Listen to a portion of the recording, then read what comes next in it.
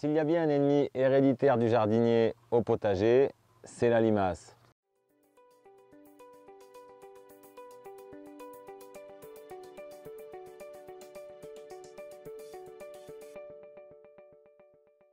Pour pouvoir lutter efficacement contre les limaces, il faut d'abord savoir comment elles vivent, où c'est qu'elles viennent.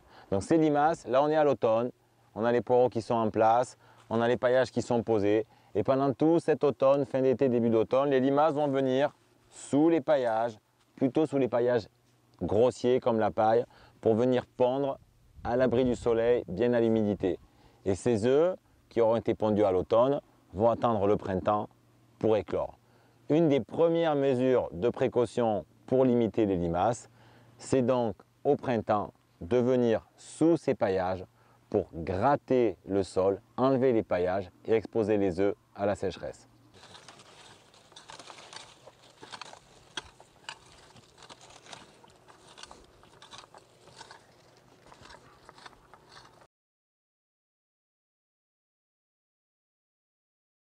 Dans les mesures préventives contre les limaces, en plus de gratter les sols sous les paillages à la sortie du printemps pour éliminer les futures limaces, il y a un élément particulièrement important à prendre en compte, c'est l'accueil de la biodiversité au jardin.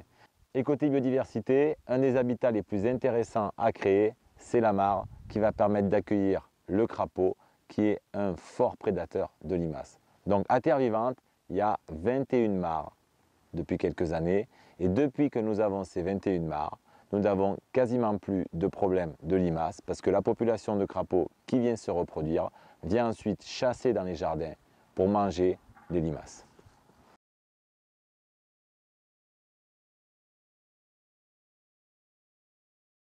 Créer une mare, c'est important pour créer le lieu de reproduction du crapaud.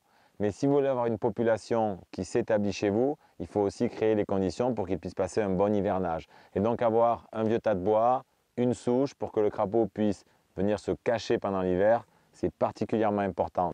Donc on évite de faire une mare au milieu d'un green de golf, mais on essaye d'être cohérent, de fournir à la fois le lieu de reproduction et le lieu d'hivernage, donc la mare et le tas de bois ou la vieille souche. Les mesures pour lutter préventivement contre les limaces sont nombreuses. Mettre des paillages pour accueillir la biodiversité, faire une mare pour avoir des crapauds, dépailler les sols au printemps et les gratter pour exposer les futurs œufs de limaces. Mais malgré tout, parfois, lors des années très pluvieuses, tout ça ne fonctionne pas. Quand on est vraiment envahi par les limaces et que les mesures préventives n'ont pas suffi, une des mesures les plus efficaces reste le ramassage. On vient donc de bon matin au jardin, avant qu'elles aient regagné leur cachette à cause de la chaleur, pour les ramasser. Si on n'a pas le temps de venir tôt le matin, on va venir poser des planches dans le jardin. Les limaces vont s'y réfugier pendant les fortes chaleurs et on viendra en fin d'après-midi soulever les planches pour les ramasser. Pensez donc, si vous faites ça, à bien ramasser régulièrement les limaces sous les planches, sinon vous ne ferez que des cachettes qui vont les favoriser.